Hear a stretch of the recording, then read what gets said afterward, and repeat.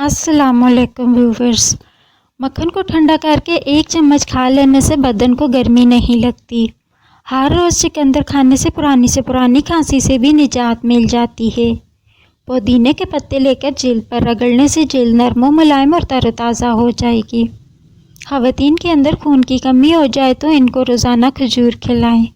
رات کے وقت 4 کھجوریں پانی میں بھگو دیں اور اگلے دن صبح کو پانی پی لیں اور کھجوریں کھا لیں۔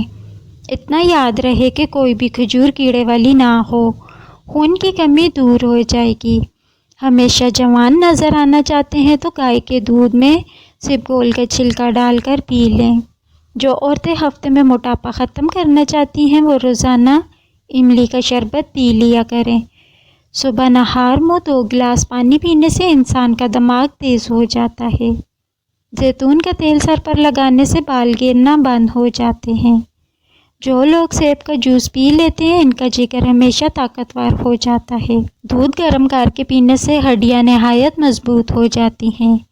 سر میں درد ہو یا چکر آئے تو سفید زیرہ لو، درد ختم ہو جائے گا۔ دودھ کی نسبت دہی جلدی ہضم ہوتی ہے۔ انجیر قبض اور بدہضمی میں نہایت مفید ہے۔ دہی آنکھوں کے انفیکشن سے بچاتا ہے۔